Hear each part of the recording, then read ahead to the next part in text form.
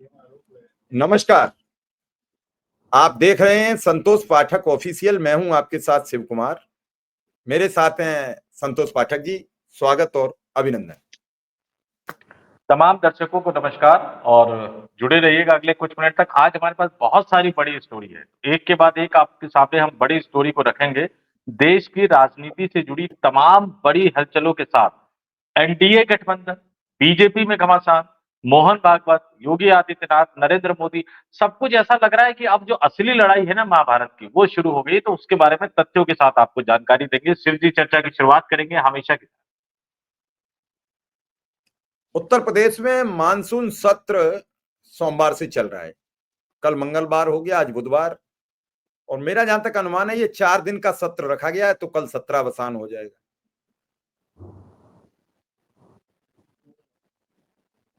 क्षमा चाहेंगे, आज मंगलवार है, मतलब 2 दिन हो गए हैं, 2 दिन और बचे हैं, यानी बृहस्पतिवार को ये समापन हो जाएगा। इस दौरान कई तरीके की बातें सामने आ रही हैं। 2 मंत्री भिड़ गए। एक मंत्री एक दल पर आरोप लगा रहा है और दूसरे दल के लोग मुख्यमंत्री से मिलते हैं, संगठन महामंत्री से मिलते हैं कि उन्हें बर्खास्त कीजिए। इस दौरान एक और बड़ी खबर निकल के आई, जो खबर है कि होटल क्लार्क है कहीं लखनऊ में, बताते हैं वो बड़ा होटल 5 स्टार टाइप है, और उसमें बैठकर कुटुंब परिवार की मीटिंग हुई। ये कुटुंब परिवार क्या है, कौन कौन कुटुंब परिवार के सदस्य हैं, इसका मुखिया कौन है, ये बड़ा हैरान कर देने वाला एक नजरिया है। बताया जा रहा है कि होटल क्लार्क अवध में एक बैठक होती है। इस बैठक को कुटुंब परिवार का नाम दिया जाता है। इसमें 49 ठाकुर विधायकों में से 40 विधायक शामिल होते हैं, 9 नहीं हुए। एमएलसी जयपाल सिंह व्यस्त, मुरादाबाद की कुंदरकी विधानसभा से ठाकुर विधायक रामवीर सिंह की तरफ से भाजपा और सपा के क्षत्रिय विधायकों को आमंत्रित किया गया। दूसरी जातियों के भी विधायक बुलाए गए थे, मगर उनकी मौजूदगी कम थी। उनमें से भी ऐसे विधायक शामिल थे जो भाजपा सरकार के खेमे के करीबी हैं। फिलहाल कुटुंब परिवार की जो एकजुटता की खबर है, वो यहां से लेके और दिल्ली तक सरगर्मी बढ़ा चुकी है। संतोष जी, उत्तर प्रदेश का सियासी ऊंट किस करवट बैठ रहा है? क्या इन्हीं विधायकों की दम पर मुख्यमंत्री इस्तीफा देने से मुकर रहे हैं या फिर कोई और वजह है? देखिए शिवजी, अखिलेश यादव का ऑफर अभी तक जीवित है कि 100 विधायक लेके आइए और सरकार बना लीजिए। आखिर किस दम पर वो ऑफर दे रहे हैं?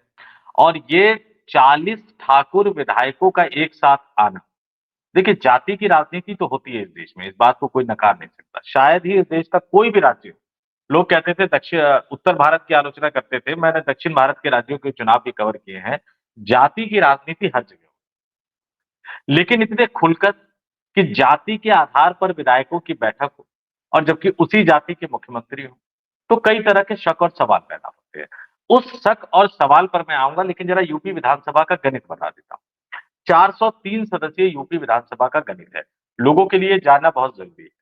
भारतीय जनता पार्टी के पास 258 विधायक है आज की तारीख में। इससे पहले 17 में 312 जीते थे। 13 विधायक अनुप्रिया पटेल के पास है, जिनके पति योगी आदित्यनाथ के करीबी अधिकारियों पर कई तरह के गंभीर आरोप लगा चुके हैं। नीचे आते हैं तो 9 विधायक जयंत चौधरी के, जिनको पनौती बता चुके हैं योगी आदित्यनाथ के करीबी मंत्री, गन्ना विकास मंत्री लक्ष्मी नारायण चौधरी साहब। इससे पहले भी हमने जिस पर विस्तार से स्टोरी की है। 5 निषाद पार्टी के, जो हमेशा रोते गाते रहते हैं कि जी हमें हमारा हक नहीं मिल रहा, हमारी बात नहीं सुनी जा रही। और 5 विधायक है सुभाषपा के, राजभर के। तो राजभर साहब, निषाद साहब, ये तो वहीं जाएंगे जहां सत्ता होगी, चाहे सत्ता में कोई भी आ जाए। कुल मिलाकर एनडीए गठबंधन के विधायकों का आंकड़ा पहुंच जाता है 290। बड़े आराम से इनके पास बहुमत है, 403 में से 202 चाहिए, बड़े आराम से इनके पास बहुमत है। लेकिन जब दूसरा आंकड़ा आता है विपक्षी इंडिया गठबंधन का, अखिलेश यादव के पास 107 और कांग्रेस पार्टी के पास 2, 109 विधायक है। 2 विधायक राजा भैया के, वो तो योगी जी के साथ ही रहेंगे। एक विधायक बसपा उमाशंकर सिंह, वो भी योगी आदित्यनाथ के साथ रहेंगे। 109 विधायक अखिलेश यादव के पास है, और उनको कितने विधायक की जरूरत है? 100 विधायक की भी जरूरत नहीं है। भारतीय जनता पार्टी से जो भी उतने विधायक तोड़कर ले आएगा, उसको समाजवादी पार्टी और कांग्रेस पार्टी समर्थन देने को तैयार हो जाएगी। ये उत्तर प्रदेश के विधानसभा का सिनेरियो। ऐसे में केंद्र में नरेंद्र मोदी की सरकार फंसी हुई है। मोहन भागवत लगातार टाइट कर रहे हैं। अब तो सीधे-सीधे कह रहे हैं कि 11 साल तक सरकार चलाकर क्या हासिल किया? शिक्षा में फेल हो, स्वास्थ्य में फेल हो, तो आम आदमी को इसके अलावा चाहिए क्या सब्जी? 3 ही चीज़ तो चाहिए आम आदमी को। शिक्षा चाहिए, स्वास्थ्य चाहिए, रोजगार चाहिए। आरएसएस के प्रमुख मोहन भागवत जो वोट मांगते हैं उनके नाम पर स्वयंसेवक, उनके नेता ये कह रहे हैं कि नरेंद्र मोदी साहब फेल हो गए। ऐसे में उत्तर प्रदेश की राजधानी लखनऊ में एक 5 स्टार होटल में एक बैठक हुई। बैठक का नाम दिया गया कुटुंब परिवार। नाम बड़ा अच्छा-सा चुना गया है, लेकिन मकसद देखिए क्या है? ठाकुर विधायक लगभग 50 के लगभग ठाकुर विधायक हैं, जिसमें से 40 विधायक उस बैठक में शामिल हुए। ये दैनिक भास्कर की खबर है और उसमें तमाम नामों को भी दिया गया है कि कौन-कौन लोग इसमें शामिल हुए और इसमें मुद्दा क्या बताया गया? ज़रा इस मुद्दे को देखिए। जो मुद्दा आया है, वो बता रहा है कि इसके पीछे कहीं न कहीं क्या मुख्यमंत्री योगी आदित्यनाथ हैं। क्यों? क्योंकि भास्कर की खबर ये बता रही है कि मुख्यमंत्री योगी द्वारा पत्र लिखे जाने के बावजूद, मुख्यमंत्री योगी द्वारा आग्रह करने के बावजूद केंद्र सरकार ने, नरेंद्र मोदी सरकार ने पूर्व मुख्य सचिव मनोज कुमार सिंह को सेवा विस्तार नहीं दिया, एक्सटेंशन नहीं दिया। और इससे कौन नाराज है? योगी की चिट्ठी मोदी सरकार ने नहीं मानी, तो क्षत्रिय समाज नाराज है, ये कहा जा रहा है। अब मुख्यमंत्री को भी क्षत्रिय समाज तक आपने जोड़ दिया और फिर तर्क क्या दिया जा रहा है कि बताइए ये प्रधानमंत्री नरेंद्र मोदी कैसे प्रधानमंत्री हैं? ममता बनर्जी लिखती है पश्चिम बंगाल के मुख्यमंत्री तृणमूल कांग्रेस के नेता, विरोधी दल के नेता एक्सटेंशन दे दो, वो मुख्य सचिव को वहाँ एक्सटेंशन दे देते हैं। हिमाचल प्रदेश में कांग्रेस की सरकार है, हिमाचल प्रदेश के कांग्रेसी मुख्यमंत्री लिखते हैं, वो वहाँ के मुख्य सचिव को एक्सटेंशन दे देते हैं। और अपने मुख्यमंत्री योगी आदित्यनाथ महाराज जी जो प्रधानमंत्री बनेंगे आगे जाकर, वो बेचारे लिखते हैं हमारे डीजीपी को एक्सटेंशन दे दो, नहीं दिया जाता है। वो लिखते हैं कि उनके मुख्य सचिव को एक्सटेंशन दे दो, नहीं दिया जाता है। मजबूरी में योगी आदित्यनाथ को क्या करना पड़ता है कि जूनियर अधिकारी को सबसे ज्यादा ताकतवर अधिकारी बना देना पड़ता है। इसलिए ये शक खड़ा हो रहा है, जो मुद्दा चुना गया है कि क्या इसके पीछे योगी आदित्यनाथ और यही सवाल खड़ा हो रहा है कि क्या गुजराती लॉबी की तरफ से नरेंद्र मोदी और अमित शाह की तरफ से योगी आदित्यनाथ को इस्तीफा देकर जो दिल्ली आने का फरमान सुना दिया गया है, तो योगी आदित्यनाथ ने अब हाथ खड़े कर दिए कि बिल्कुल नहीं आऊंगा, कोई इस्तीफा नहीं दूंगा।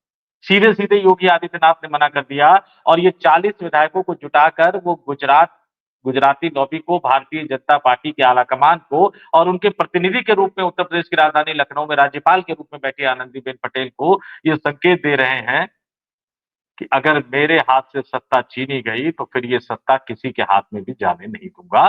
भारतीय जनता पार्टी को फिर बनवास ही झेलना पड़ेगा। भारतीय जनता पार्टी को फिर सत्ता से विदा ही होना पड़ेगा और 2027 में भी सत्ता से विदा हो जाओगे और उसके बाद तो 29 आएगा, कहाँ जाओगे? जो भी जीते हो इस बार, अगली बार वो भी नहीं जीत पाओगे। तो ये योगी आदित्यनाथ विधायकों की गोलबंदी करके ये संदेश दे रहे हैं। याद कीजिए शंकर सिंह बघेला के टाइम में गुजरात में जो विधायकों की गोलबंदी शुरू की थी नरेंद्र मोदी ने, जिसके बाद नरेंद्र मोदी पर उनके अपने ही भारतीय जनता पार्टी के संगठन ने गुजरात में एंट्री पर प्रतिबंध लगा दिया था। इतिहास अपने आप को दोहराता है। उस समय नरेंद्र मोदी भाजपा आलाकमान को चुनौती दे रहे थे। आज योगी आदित्यनाथ विधायकों की गोलबंदी करके चुनौती दे रहे हैं। हालांकि उत्तर प्रदेश बड़ा राज्य है, तो इसलिए उनको विधायकों को लेकर कहीं भागने की जरूरत नहीं है। बड़े आराम से लखनऊ में कहीं भी वो रख सकते हैं। ज्यादा दिक्कत आएगी तो गोरखपुर में मठ में ले जाकर रख देंगे। मठ में तो यूपी पुलिस की हिम्मत नहीं होगी जाने की। तो उनके पास बहुत सारी जगह है, तो उनको चार्टर प्लेन करके विधायकों को यूपी से बाहर कहीं ले जाने की जरूरत नहीं है। लेकिन ये शुरुआत हो गई है। जाति के आधार पे गोलबंदी, आगे चलकर आप देखेंगे कि फिर क्षेत्रीय आधार पर भी गोलबंदी होगी और योगी आदित्यनाथ को बहुमत नहीं हासिल करना है। योगी आदित्यनाथ को सिर्फ इतने विधायकों का जुगाड़ करना है कि मुझे हटाया तो सरकार गिर जाएगी, या तो मध्यावधि चुनाव की नौबत आएगी या फिर अखिलेश यादव के समर्थन से कोई और मुख्यमंत्री बन जाएगा। और वैसे भी राजनीति में कोई किसी का मित्र, कोई किसी का शत्रु नहीं होता, तो कल को कौन किसके साथ खड़ा नजर आएगा, कौन किसके पाले में खड़ा नजर आएगा, इसको तो कह नहीं सकते। जब इंदिरा गांधी एक जमाने में चौधरी चरण सिंह को प्रधानमंत्री बना सकती है कुछ दिनों के लिए, तो कहीं ऐसा तो नहीं, हालांकि ये सवाल अभी बहुत प्री मैच्योर सवाल है कि कहीं ऐसा तो नहीं कि जब योगी आदित्यनाथ भारतीय जनता पार्टी के आलाकमान को आईना दिखाने की कोशिश करते हुए बीजेपी को छोड़ेंगे, तो उधर से अखिलेश यादव कह देंगे कि महाराज जी आप सरकार बनाइए, मेरे जो पूरे आपके 109 विधायक मेरे और कांग्रेस के वो आपके साथ खड़े। तो अगर ऐसा हो जाएगा तो फिर गजब हो राजनीति में हमेशा रिक्तता रहती है और राजनीति में कब क्या हो जाएगा इसका कोई भरोसा नहीं होता। राजनीति में किस करवट ऊंट बैठ जाएगा किसी को कोई भरोसा नहीं होता। राजनीति हमेशा उम्मीदों का एक मंसूबा होता है, उम्मीदों का एक साया होता है। वो कब किसके ऊपर पड़ जाएगा, किसकी उम्मीदों पर पानी फिर जाएगा, ये हमें इंतजार करना पड़ता है। आप देख रहे थे कि कभी लोगों ने नहीं सोचा था पीडीपी के साथ बीजेपी सरकार बनाएगी। स्वप्न में भी सोचा था जिस हिसाब से 2014 में चुनाव हुआ था? क्या आपको यह उम्मीद थी कि देवीलाल चौटाला का परिवार बीजेपी के साथ चला जाएगा? कई चीजें दिखती हैं। किसी ने नहीं सोचा था कि अखिलेश यादव से नाराज होकर चाचा शिवपाल बीजेपी के हाथों खेलेंगे। वक्त और हालात राजनीति में दिशा और दशा तय करते हैं, उसकी नियति तय करते हैं, उसकी प्रतिक्रिया तय करते हैं, उसका कार्यप्रणाली तय करते हैं। देखना यह है क्या इस गोलबंदी का असर दिल्ली में कुछ घनघनाएगा? क्या इसका असर इस बात से है कि मनोज सिंह को सेवा विस्तार क्यों नहीं मिला? क्या इस बात का ये टेम्परामेंट ये बता रहा है कि आपने प्रशांत सिंह को भी सेवा विस्तार नहीं दिया? कुछ लोगों को आज तक ये नहीं मालूम कि प्रशांत सिंह किस जाति से आते थे, मनोज सिंह किस जाति से आते हैं, क्या उनका गोलबंदी उनके प्रति हो रही है। और जब मुख्यमंत्री जी को इतना ही अपनी छत्री समाज का गौरव बचाना था तो दीपक सिंह को क्यों नहीं बनाया चीफ सेक्रेटरी? नंबर 2 थे। एसपी गोयल के पास फिर भी वक्त रहता, उन्हें दोबारा बना देते। लेकिन दीपक जी के पास तो अब नहीं रहेगा 11 महीने बाद समय। दीपक एसपी गोयल के पास तो 27 तक समय था, दीपक जी के बाद भी बन सकते थे। ये सब चीजें दिखती कुछ और है, होता कुछ और है, करता कोई और है। संतोष जी अब क्या होगा? उत्तर प्रदेश के इस पूरे घटनाक्रम को जो चल रहा है, मंत्री से लेके विधायक नाराज, विधायक से लेके संतरी नाराज, मंत्री नाराज, क्या होगा? सूबे का कुछ बदलाव होगा या फिर यूं ही कसमकस चलती रहेगी? देखिए, आंकड़े बड़ा दिलचस्प आंकड़ों के साथ ही मैं फिर से शुरू करता हूँ। 109 अखिलेश यादव कांग्रेस के पास, सरकार बनाने के लिए 93 विधायक चाहिए। 93 विधायक में 40 तो इकट्ठे हो गए महाराज जी के नाम पे। 2 राजा 50 भैया के जोड़ ली 2 राजा भैया के जोड़ लीजिए तो 50 मान लीजिए। 2 राजा भैया के लिए जोड़ लीजिए तो 52 हो गए। एक बसपा के उमाशंकर सिंह साहब को जोड़ दीजिए। अभी दयाशंकर सिंह के साथ बीजेपी के दिग्गज नेता थे, उनको उनकी हैसियत बताई उन्होंने। तो 50 और 3 53 हो गए। अब 93 में से 53 हटा दीजिए तो जरूरत कितनी है? 40 की। सरकार गिराने के लिए तो 53 काफी है और एक वैकल्पिक सरकार बनाने के लिए 40 विधायकों की और जरूरत है। और जिनको लगता है कि ऐसा हो नहीं सकता, मैं जरा उनको बता देता हूँ। योगी आदित्यनाथ जी के गुरु महंत अवैध, वो पहले हिंदू महासभा के नेता थे। उस समय भारतीय जनता पार्टी बहुत कमजोर थी। राष्ट्रीय स्वयंसेवक संघ के कहने पर राम मंदिर आंदोलन शुरू किया गया। राम मंदिर आंदोलन का उद्देश्य पता है क्या था? भारतीय जनता पार्टी की छवि हिंदूवादी पार्टी की नहीं। हिंदू महासभा अलग थी, कई अलग-अलग क्षेत्रों में अलग-अलग राजनीतिक दल काम करते थे। साधु संत समाज भी था जो वो भी बहुत ज़्यादा कोई भारतीय जनता पार्टी को भरोसेमंद निगाहों से नहीं देखता था। तो राष्ट्रीय स्वयंसेवक संघ ने एक रणनीति बनाई। अब उसके लिए जिस शब्द का मैं इस्तेमाल करना चाहता हूँ, वो शब्द ठीक नहीं है। दर्शकों को खुद समझना चाहिए, अब उसको रणनीति कहेंगे या चालाकी कहेंगे या चालबाज़ी कहेंगे। राम मंदिर आंदोलन के नाम पर संत समाज को जोड़ा गया। अलग-अलग संगठनों से जुड़े लोगों को जोड़ा गया। तो हिंदू महासभा के जो नेता थे महंत अवैधनाथ, उनको भी राम मंदिर आंदोलन से जोड़ा गया और बाद में उनको कन्विंस करके भारतीय जनता पार्टी का सदस्य बना दिया गया। तो जो गोरखनाथ का मठ है, वो मूलतः भाजपाई विचारधारा का नहीं है, मैं सबसे पहले बता देता हूँ। और हिंदू महासभा और राष्ट्रीय स्वयंसेवक संघ, हिंदू महासभा और भारतीय जनसंघ, हिंदू महासभा और भारतीय जनता पार्टी के रिश्ते कैसे रहे हैं, वो कोई भी जाके सर्च करेगा तो उसको पता लग जाएगा कि इसके रिश्ते कैसे हैं। तो वो इसमें आ गए। खुद योगी आदित्यनाथ सांसद बने, लंबे समय तक इंतजार करते रहे कि उनको मंत्री बनाया जाएगा, लेकिन न अटल बिहारी वाजपेयी की सरकार में बनाया गया, न नरेंद्र मोदी सरकार के में बनाया गया और बीच में एक समय ऐसा आ गया कि उनके कहने पर टिकट बंटवारे तक नहीं होने लगे। तो एक विधानसभा चुनाव में भाजपा की लुटिया डुबोने में उन्होंने बहुत काम किया। 2017 का विधानसभा चुनाव में उनको पूरे यूपी घुमाया गया। एक खटारा सा हेलीकॉप्टर दे दिया गया। मैंने खुद 24 घंटे वाला उनके साथ इंटरव्यू किया, उनके साथ हेलीकॉप्टर में बैठा और उसका इंजन तो ऐसे था कि उड़ने के साथ ही वो खड़-खड़, खड़-खड़, खड़-खड़ करने लग गया। तो योगी आदित्यनाथ जी ने लखनऊ में किसी को फ़ोन करके हड़काया भी कि सबसे खराब जो चॉपर है वो मुझे ही दे रहे हो क्या? अब उनको पता नहीं था कि विधानसभा चुनाव के बाद क्या होगा। विधानसभा चुनाव के बाद मुख्यमंत्री बना दिए गए, क्योंकि वो कहते हैं ना कि दुश्मन का दुश्मन दोस्त होता है, तो आरएसएस को लगा कि गुजराती लॉबी को ये टैकल कर सकते हैं, तो योगी आदित्यनाथ को मुख्यमंत्री बना दिया गया। तब से उनकी गोलबंदी जारी है, क्योंकि यूपी विधानसभा चुनाव की जीत उनकी जीत नहीं थी, क्योंकि वो मुख्यमंत्री पद के चेहरे नहीं। बहुत सारे लोगों के साथ एक तरह से अन्याय हुआ था। उसके बाद लगातार ये कहा जाने लगा कि योगी जी हटाए जाएँगे, हटाए जाएँगे, हटाए जाएँगे। 2024 के लोकसभा चुनाव में ताबूत में आखिरी कील ठोक नरेंद्र मोदी को बहुमत नहीं मिला, इसमें यूपी की बहुत ज़्यादा भूमिका थी, 240 पर आकर अटक गए। अपने संवैधानिक करियर में, मैं दोबारा बता देता हूँ, 2001 में गुजरात के मुख्यमंत्री बने। अपने संवैधानिक करियर में इससे पहले नरेंद्र मोदी को कभी भी अल्पमत की सरकार नहीं चलानी पड़ी थी। गुजरात में जब तक रहे पूर्ण बहुमत की सरकार चलाई। दिल्ली में आए 2014 में पूर्ण बहुमत की सरकार चलाई। 2019 में पूर्ण बहुमत की सरकार चलाई। एनडीए गठबंधन में होने के बावजूद, एनडीए गठबंधन का नेतृत्व करने के बावजूद भारतीय जनता पार्टी के पास अपने बल पर बहुमत था। लेकिन 2024 ने उनके राजनीतिक करियर पर एक दांव लगा दिया कि वो भारतीय जनता पार्टी को बहुमत नहीं दिलवा पाए, और तब से वो संशय में टिके हुए हैं। चंद्रबाबू नायडू, नीतीश कुमार, कभी कोई बाहर हो रहा है, कभी कोई बाहर हो रहा है।